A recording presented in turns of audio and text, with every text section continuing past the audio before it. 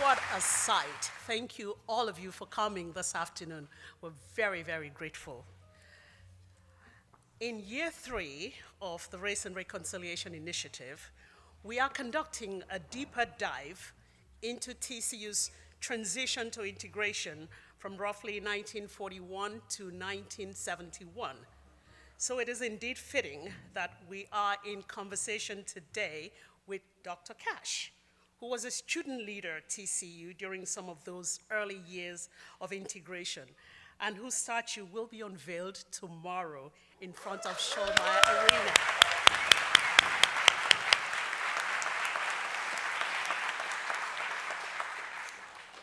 Dr. James Cash's life is filled with many firsts.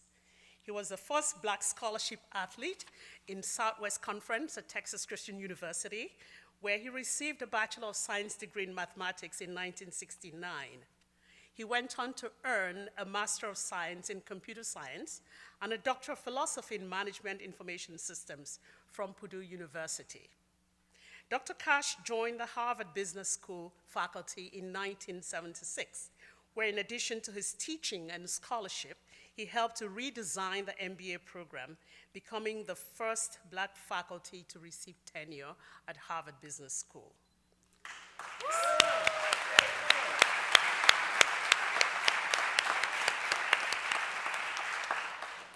Since then, he has gone on to become a highly successful business executive and entrepreneur, serving on the board of top US companies, including Walmart, and co-owning the Boston Celtics. A recipient of many business and community awards, Dr. Cash divides his time between Sarasota and Boston, where his Cash Catalyst organization provides development programs for business executives with interests at the intersection of technology and business strategy. Tomorrow, he will become the first Black person whose statue will be unveiled on our campus. We are honestly thrilled that you are all here. Now, this is a weekday event. I think the size of the crowd here clearly indicates to us the amount of love that we have and respect that we have for you, Dr. Cash. So thank you for being with us, and thank you all again for being here. So Dr. Greensward and I would switch with the questions. So I'm going to start with the first one, and then you would, Dr. Greensward, take the second one. So, Dr. Cash, we're meeting for the first time in person, even though we've exchanged several emails since spring. How would you describe becoming the first African American to play on the TCU basketball team, and by extension, the Southwest Conference? Well, first of all, let me thank all of you for incurring the opportunity cost of being here. I can't tell you what it means to me and my family that so many of you would come out and help us celebrate this special recognition that with God's blessings, I'm able to actually receive on this side of the grass, as they say. Right? So thank you for being here. And specifically to the question, the time frame you're talking about was 1965. And of course, in that time frame, we were in the middle of a civil rights revolution in this country. My classmates from I.M. Terrell that you met earlier, and I were in the midst of an intense Jim Crow era with total segregation. And needless to say, the challenge on many dimensions seemed quite strong, quite significant. But I can tell you, building on the strength of the people that you met from I.M. Terrell, and as was quoted on the video, the blessings we had at that institution at that point in time were many Black professionals who had advanced degrees, and if you took the snapshot today, would be working in a range of industries, but didn't have those opportunities at that point in time. We were blessed to have them teaching us in the classroom. And we walked out of that experience very confident that we could contribute and succeed in whatever opportunities were provided us.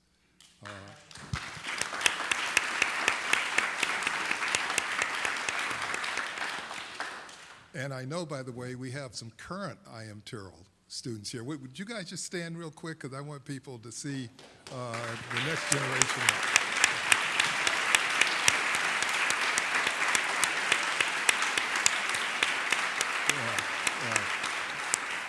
Thank you. I just want you to know we're all connected. And a whole bunch of people sitting in the row in front of you and folks like me that you haven't met before are all part of your community, all part of your village. And we just are so proud of you for being in the school as it's currently constituted, and we certainly want to support you going forward. But I would really be remiss if I didn't recognize at least one person in this room who was as instrumental as anyone in my ending up at TCU. There was a freshman basketball player at TCU that came to a gym in Fort Worth called the Victory Street Gym the summer of 1964.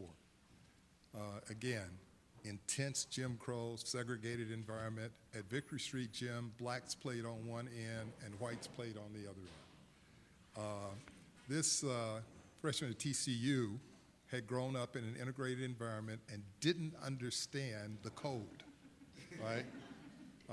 And he basically came and decided he wanted to come play on our end of the gym. So as the senior captain of the team, it was my responsibility to enforce the code, right? So he was driving to the goal, and I hit him as hard as I could. At that gym, there was a brick wall about 3 feet off the court. My wife's going to really jump on me for being, because she doesn't like telling these stories. But and usually that was enough to send the message, and they would understand that they had violated the guideline and would go to the other end of the court. This guy got up, didn't say anything, and then 2 minutes later, he repaid me on our end of the court.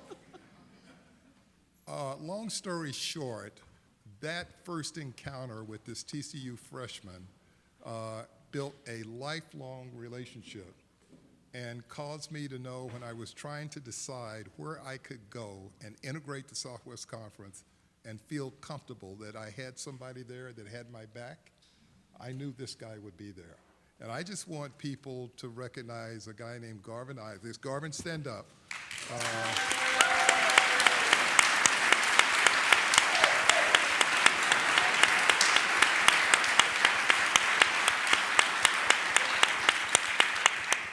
Garvin Isaacs, during my senior year of high school, would show up in gyms where he was the only white guy in the gym. And I thought, this guy is crazy. But he's exactly the kind of person you're going to need if, in fact, you're going to face what was going on in the middle 60s. The last thing I'll say is one of the reasons I hold this institution in such high regard is when I think about the exact timing of when the school permitted me to sign that athletic scholarship in 1965. Many of you are aware of what's called Bloody Sunday, which was the march that John Lewis and others had over the Edmund Pettus Bridge. That was March of 1965. This institution permitted me to sign an athletic scholarship in May of 1965, so that you have a real feel for what was going on at that point in time. This institution then and since then has continued to demonstrate its willingness to face things head on, not that anybody does everything right all the time, but to basically follow that arc in the direction of courageous commitment to serving others.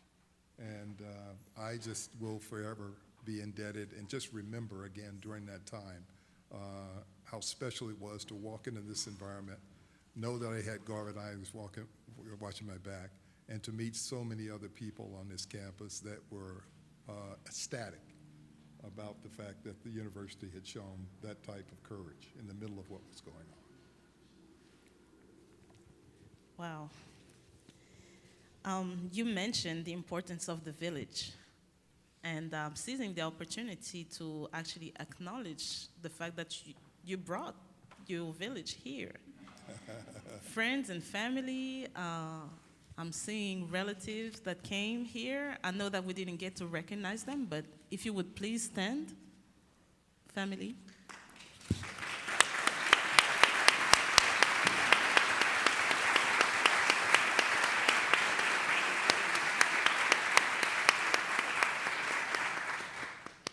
And I think this is very important because you talk about how the village helped you, but the question I'm going to ask is about the fact that now you are leading your own village.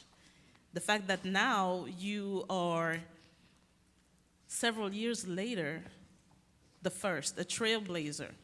I know that at the time you felt like you could do anything because I Am Terrell prepared you for anything. Yeah. But in retrospect, has the notion of being the first, has that changed in its significance over time? Great question, and I think my wife would be better at answering this than me. But the answer is yes, because there was certainly a period of time where, candidly, I would not have accepted this opportunity. This university embedded in me the fact that it is more important to serve others than to be served. It is more.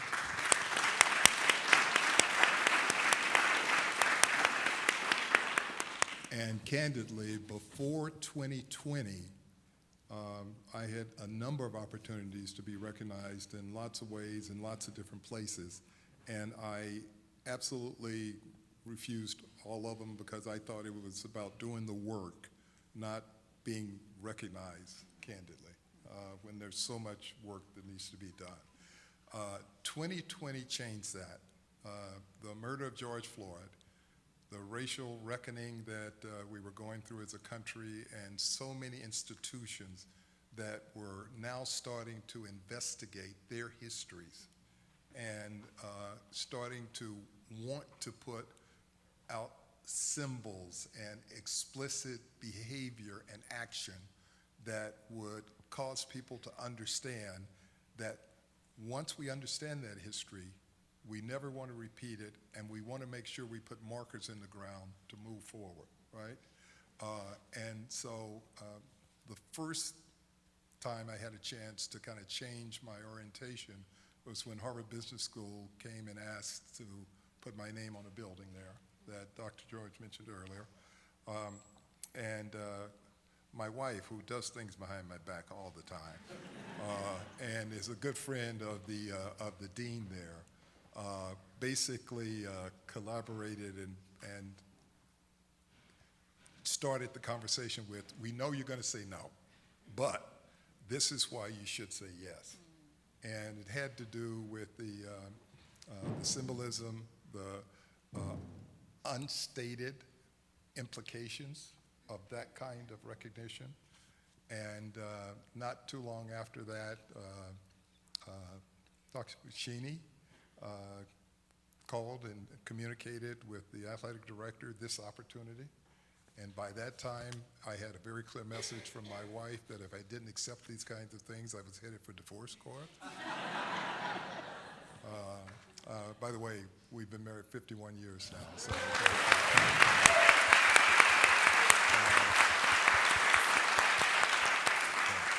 and you've had the opportunity to go to dinner with us, so you know. You tried to steal my fish. You know what the interaction's like. I was trying to steal your fish, right?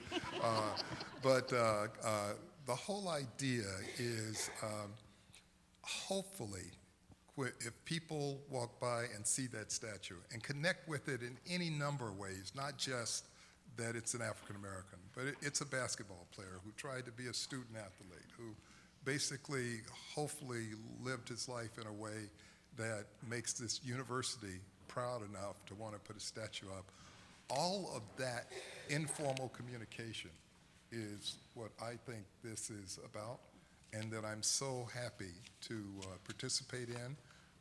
I'm so happy they didn't ask my wife first, because she would have told them the university was lowering their standards to do something like this, but I just, again, can't tell you how honored and blessed I am and how much I'm indebted to, again, all of you who participated in that decision. Okay, and a nice segue to my next question. Can you take us, can we take you back rather to your experiences with the civil rights movement? Because you talked about when TCU signed you, it was at the height. Oh, I'm sorry, it was at the height of the civil rights movement. So you said several times that this constitutes ground on which you would make certain major decisions in your life. So can you give us some specific examples of decisions that were the direct result of your experiences with the civil rights era? God, there's so many, again, and there are a few of us who certainly are old enough to remember the 60s very well. I can remember one of my first experiences coming on this campus was when I met with my counselor in the math department. And some of you have heard this story, so I apologize for repeating it. But when I met with my counselor the first time, he basically asked me if I really wanted to major in math because, you know, you people aren't good in this discipline, right? And, you know, the first temptation is you want to rip somebody's appendages off their body. But candidly, I had been warned. My sister Beverly and my sister Pam had both given me lectures before I came out about making sure that I understood I was representing them, the family, my Antero family, and they expected me to participate in the way others were participating in the civil rights movement at the time. The reason I mentioned that is Dr. Shore, after he watched me perform, oh, I said his name, I didn't normally do that.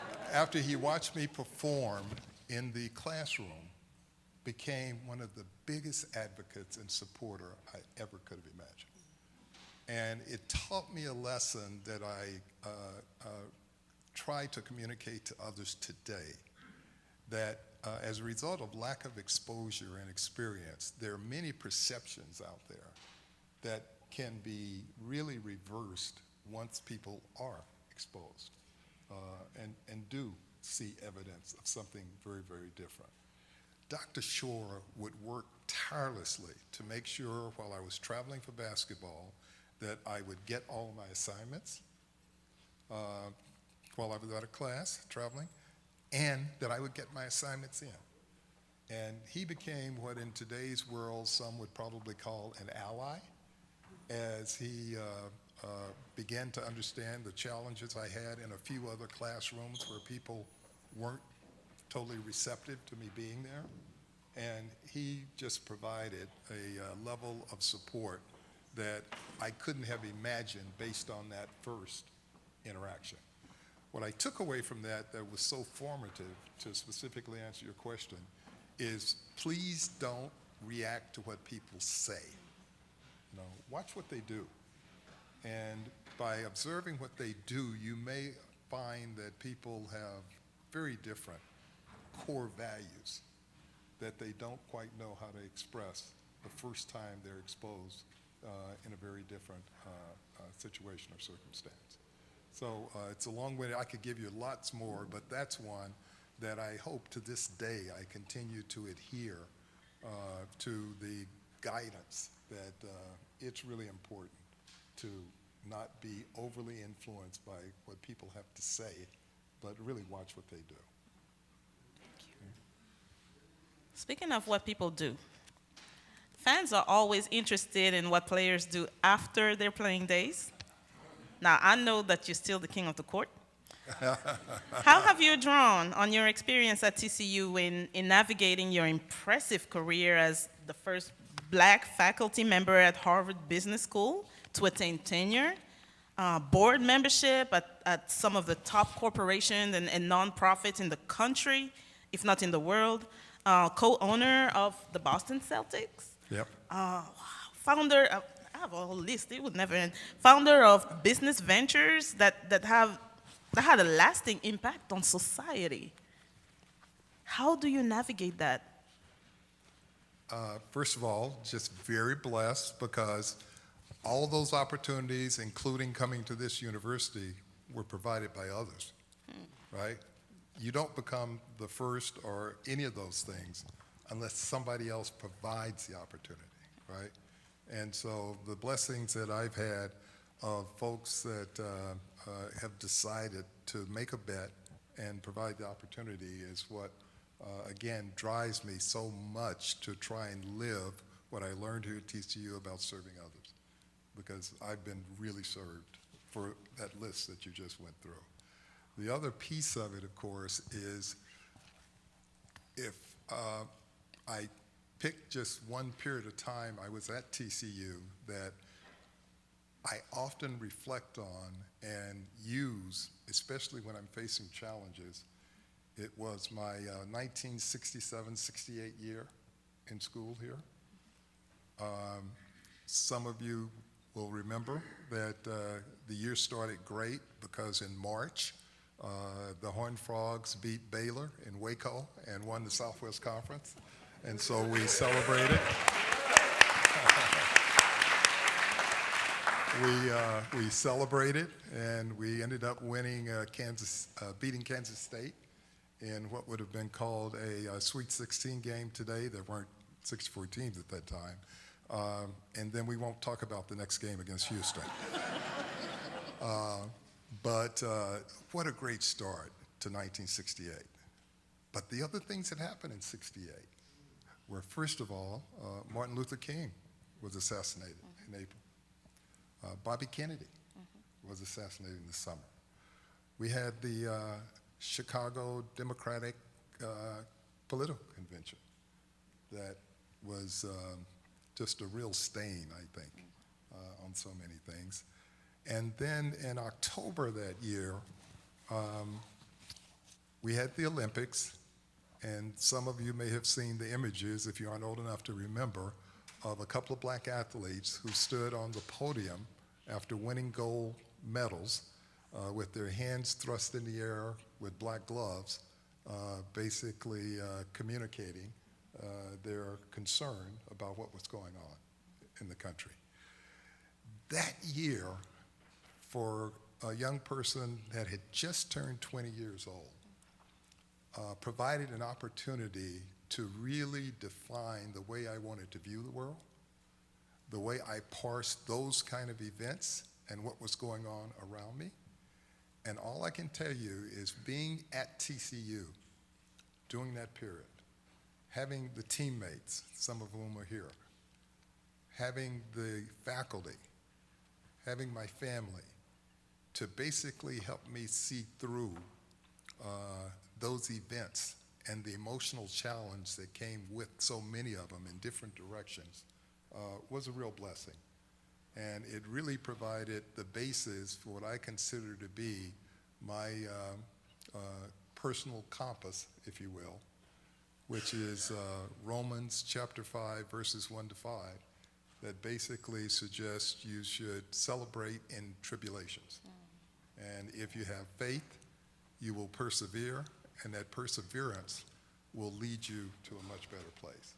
I think about that so often, and I don't have to go any farther than the fight I had with Garvin Isaacs and where it ended up in terms of him being in our wedding, my being in his wedding, and just a lifelong period of just amazing positive experience while, again, understanding that that core value and that core belief can help all of us when we think we're in challenging times.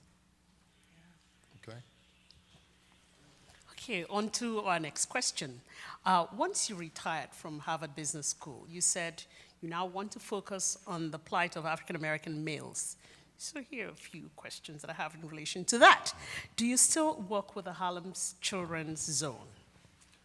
No, I have a self-imposed term limit for any service that I provide, especially board-level service, of 10 years.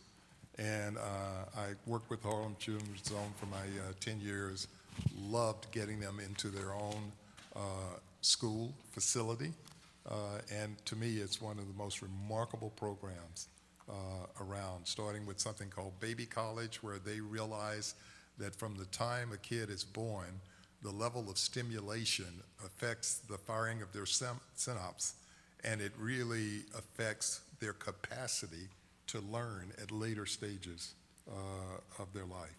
And so you can't start too early stimulating young folks to give them the foundation to be able to be successful later. And Harlem basically looked at the whole family, not just a piece of the period of the day that a kid might be available. I learned so many lessons, and again, think it's such a unique organization that now has a long enough history, you can track what happened to the young kids that came through that program.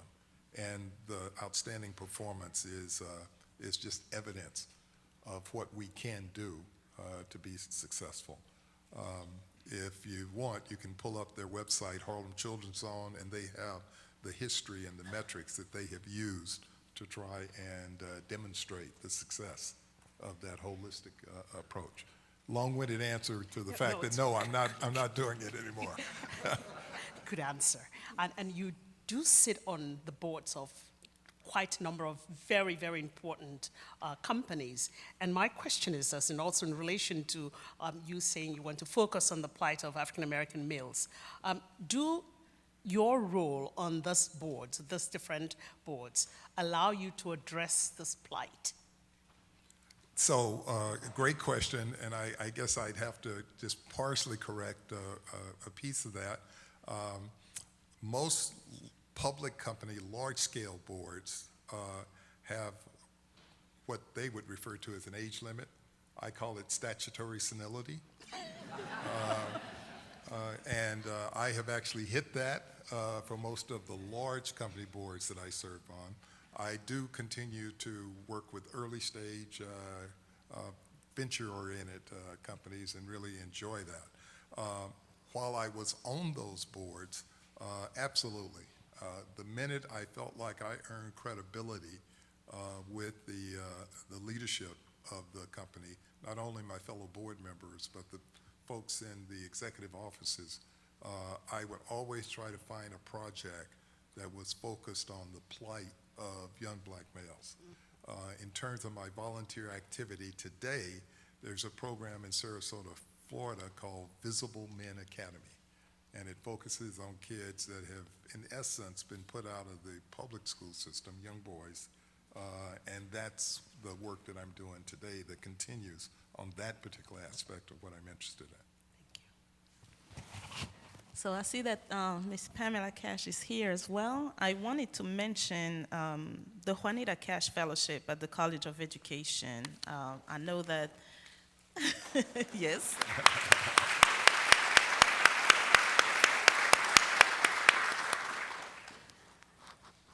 This is a cause that is very dear to a lot of us. I'm a former teacher, so it's a cause that's very dear to me. But what inspired you and your sister to create this fellowship? So my sister Pamela and I, and of course Beverly, all watched my mother really set a standard for pursuing excellence literally all her life. And one of the stories that really moved us was in the 50s, before blacks were permitted on the TCU campus, Dr. Sandy Wall and another member of the College of Education faculty would come off of the TCU campus and run classes. My sister and I debate where the classes were run. She keeps trying to correct me. I thought it was a place called Carver, and she keeps telling me it's someplace else. But anyway, oh, okay, all right. Oh, come on, Vic. Come on. She doesn't need any help. I think you changed name over time. Okay, all right. Basically, you know, we could see from the inside the fact that she had to continue to work, but she also wanted to advance her knowledge and skills. And this faculty member willing to buck the social constraints of the time was something we wanted to try and recognize and celebrate as much as we wanted to try and identify other teachers today that might be in the same circumstance with families and constraints so that they would not be able to just stop and go full-time and get an advanced degree at our amazing College of Education here at TCU. So we set up the fellowship to try and identify teachers, and we were hoping they would be primarily in schools that serve significant minority populations, like our mother, and again, had families, had other constraints, and we basically try to offer support. We've had a number of outstanding people that the School of Ed has selected and permitted us to support. We hope we're going to identify a lot more as we go into the future. And our last question for you this afternoon is this. What is your reaction to TCU honoring you tomorrow with the statue unveiling? Oh, Tari, what do you think? Should I tell what your mom said when she first heard I was going to get the statue? What do you think? Huh? First of all, my reaction is it's just so surreal at one level. As I look at my high school classmates that are here, and I think about the fact that when we were at that stage of our life, we would not have been permitted on this campus. And to hear that in our lifetime, this institution is going to be erecting a statue of one of us is, again, surreal. I don't know how to really put it in words. It really takes me out of time.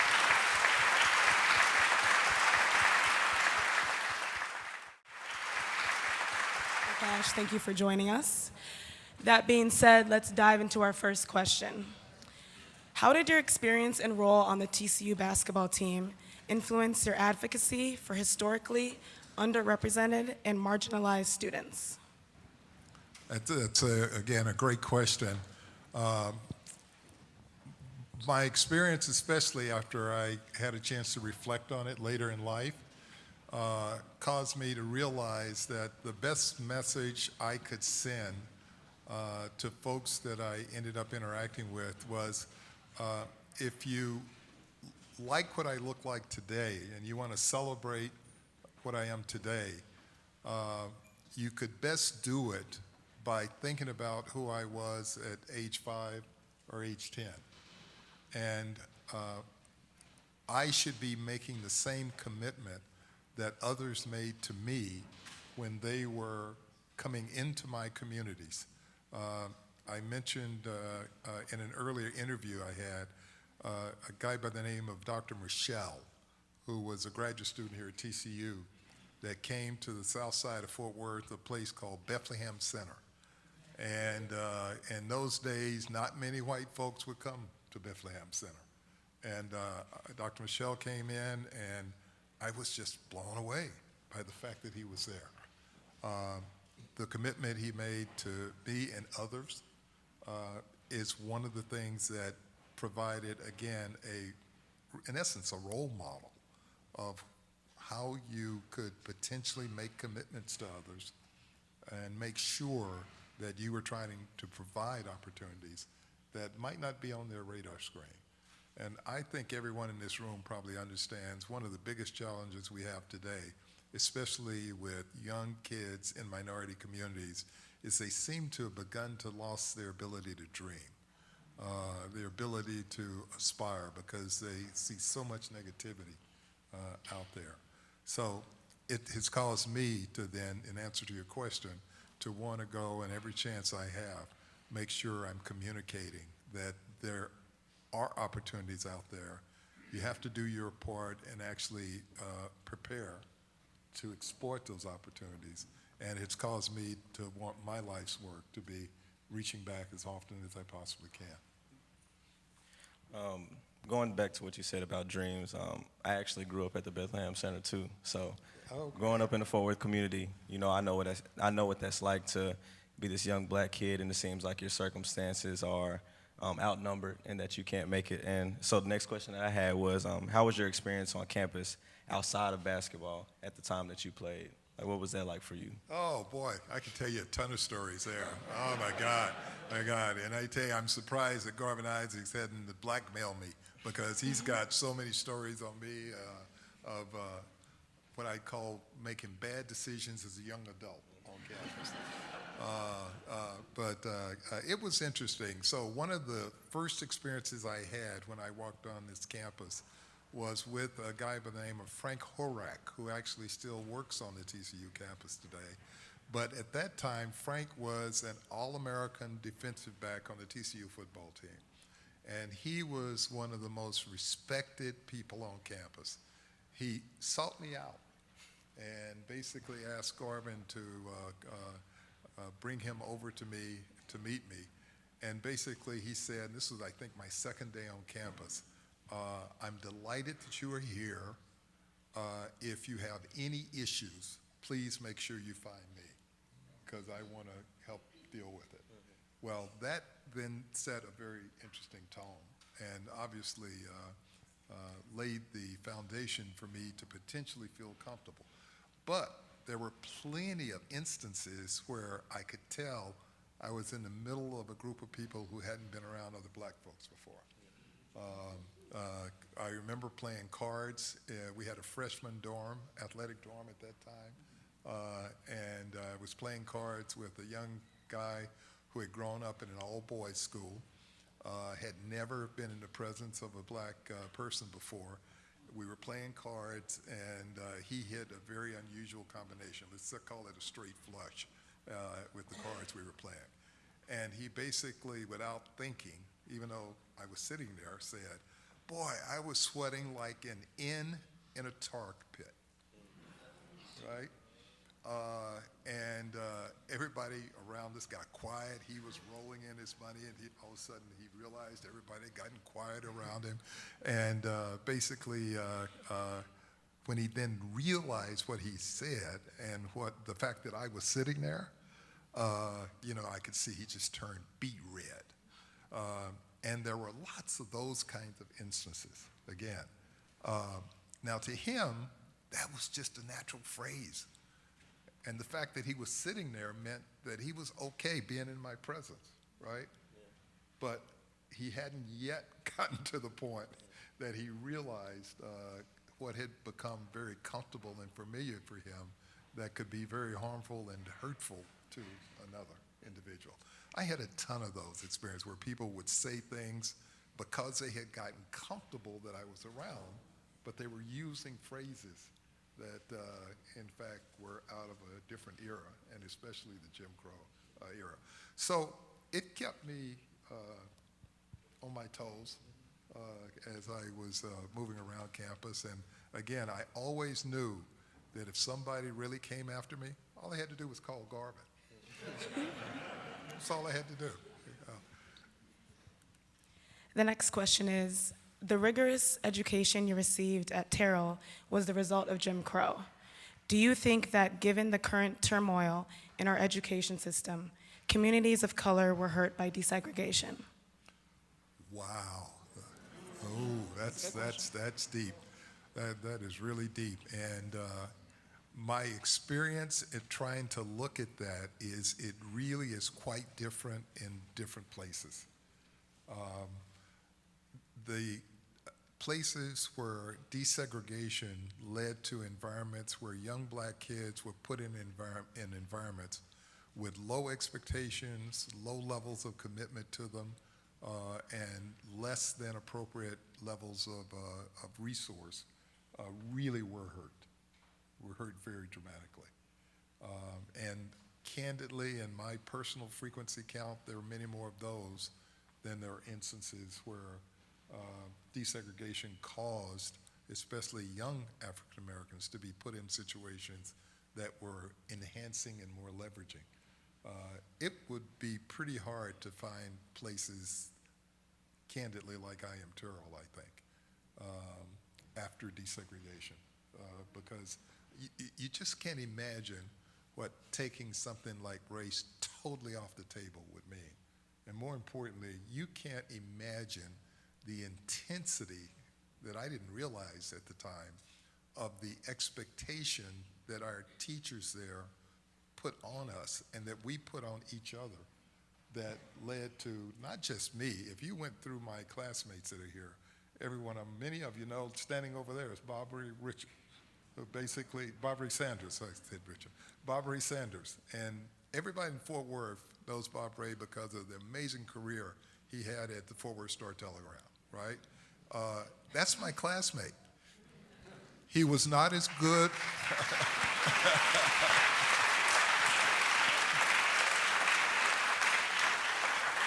I have to say, and he knows I'm lying actually, I was going to say he is not as good a clarinet player as I was.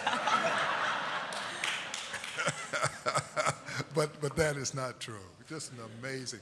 But you know, we had love for each other. We had high expectations, and I like to say, unlike places today where if you are above average, the social bullies will sometimes try and pull you back to the norm. That was an environment that really demanded that you be excellent on literally every dimension. And so if you tell me there are places like that across the board, then I'd say, okay, it's great. Yes, desegregation has been extremely positive. But candidly, in the broad sense of things, I'm not as encouraged that it has had the kind of effect that I would have hoped for. You know, we've got the Dean of the School of Education in here with us today, and he is doing, I think, an amazing job reaching into communities and helping them develop their standards and doing what I said earlier, which is running programs that capture young people from underrepresented communities earlier in their career. And again, it's one of the reasons I'm just so proud of this university as I continue to monitor what's going on here.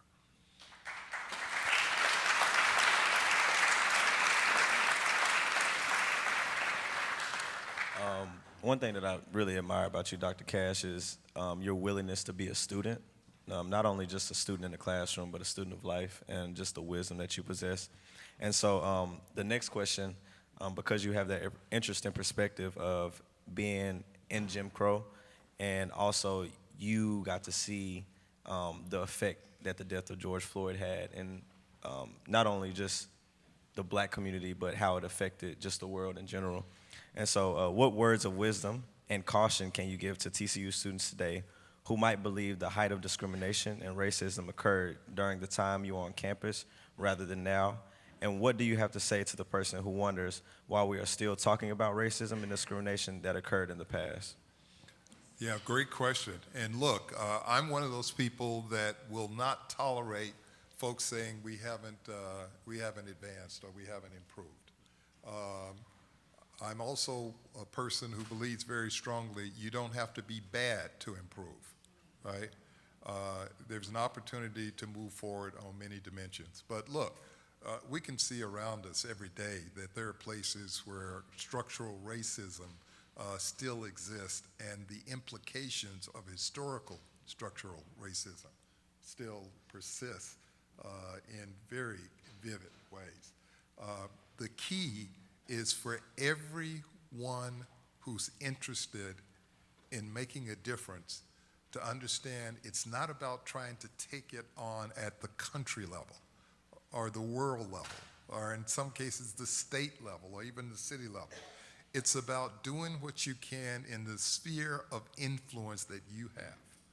Whether you're a student athlete, whether you are a teacher in a classroom, whether you are a public servant with a specific geography, whatever domain you have to work in, you can make a difference. And that difference plays out over time in very dramatic ways. So again, going back to what I said about Romans 5 verses 1 to 5, the idea is when you're in the most challenging times, as opposed to giving in and giving up or being driven to total negativism, the idea is to say, okay, where can I make a difference? And where can I go to work to make sure a different outcome occurs? Because when you do that, when you're faced with a challenge, you end up typically a better person or designing a better outcome than you would have if you didn't have that challenge. So the whole idea is bring those challenges on, because that makes us better. It's going to make us a better world. My wife thinks I'm a naive optimist frequently, but I see hurdles and challenges and racism and all of the other phobia that exist out there as an opportunity to help many of us spend time understanding how we make this world a better place.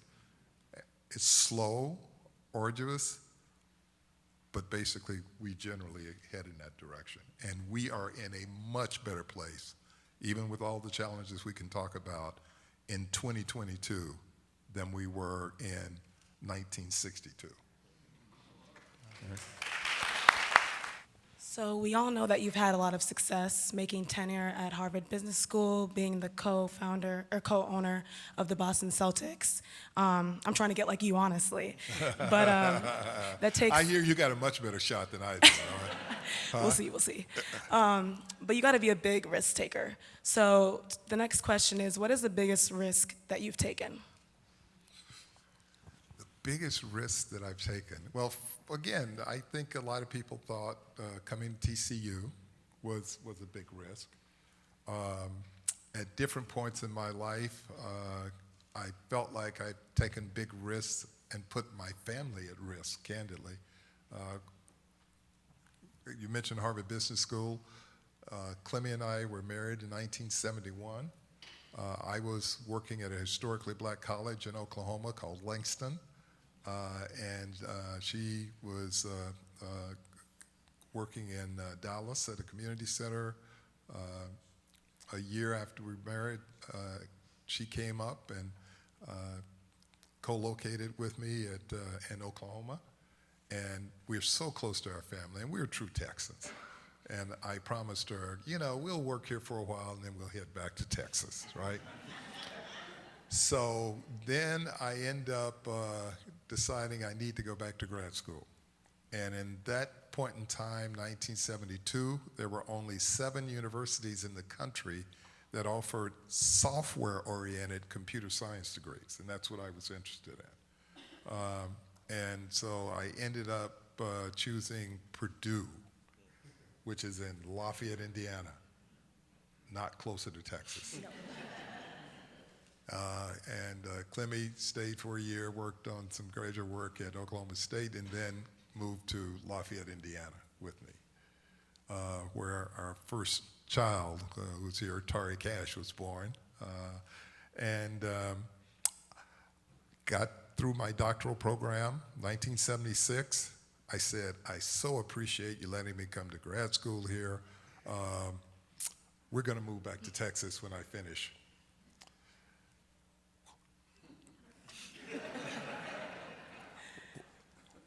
Long story short, went out to the Harvard Business School, didn't think I was interested in a job there at all. I was very arrogant during my interview as a result, and they loved it.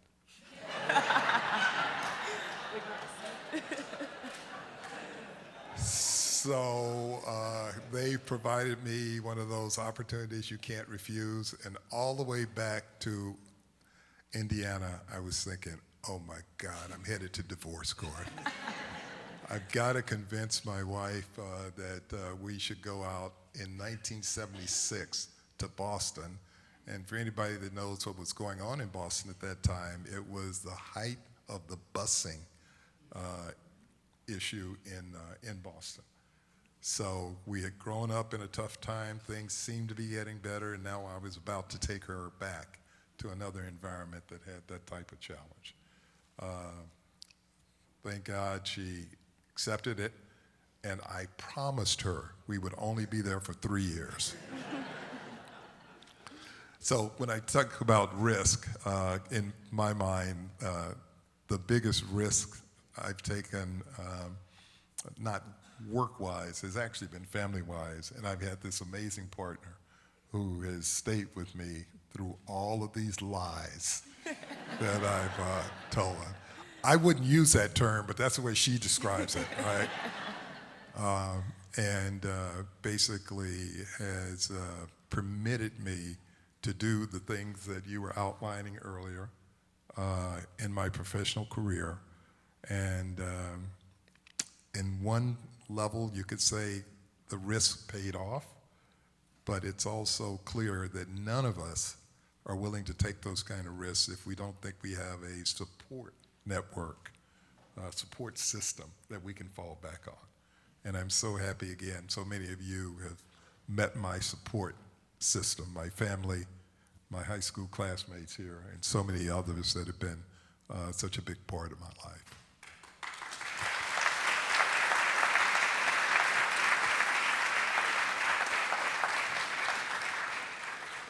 Okay, so we're gonna have one more question, and then we're gonna have 2 questions from the audience.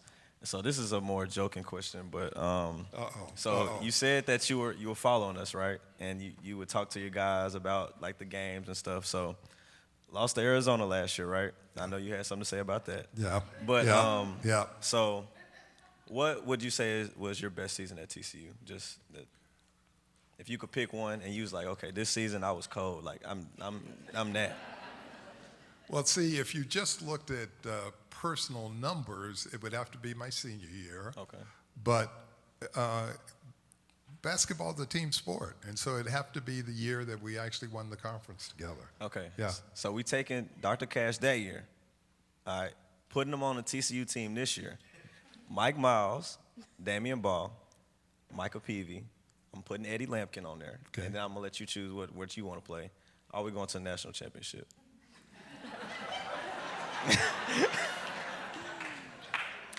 Boy, that sounds like a setup to me. Hey, I tell you, well, if you had me on the team, Yeah.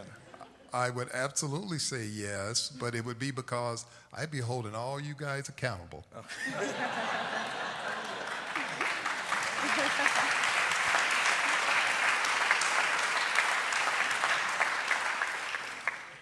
That's a great answer. Okay. That's a great answer. All right. Do you want to do the first question? Yeah, I got it. All right, this question is about Mama Dukes. So what year was your mother at TCU? So that group of teachers started in the late 50s, and then my mother received her degree the summer of 1965. There was an article that came out that basically said, Cash is going to go to TCU, but he won't be the first member of the family to get a TCU degree, which was really, again, remarkable. And again, I've got folks like Brenda Edmonds here and others that were part of the extended TCU family. You've met Ronnie Hurdle, who was, again, part of this community, and so many great folks that, again, constituted the environment that developed over time here. Okay, so this is the last question before we get into our raffle. Having served on so many boards, often as the only person of color, were you ever concerned about tokenism? Oh, yeah, because most of the early opportunities were token. Absolutely token. But the whole idea, and again, this goes back to I Am Terrell, training. Look, you take opportunities and you turn them into what you want them to be. If there was one message that I would deliver those of you that are current I Am Terrell students, and you can talk to those of us who have this gray hair now about it. There's the old saying, some attribute it to Vince Lombardi, I attribute it to my mother, that luck is when preparation meets opportunity, right? And the whole idea is you constantly prepare yourself for things that God's going to put in your way that you have no idea that it's coming. And, you know, the idea is, boy, you just, whether it's token, whether it's well-intended, you take it and you turn it into something that permits you to serve others. It takes care of itself.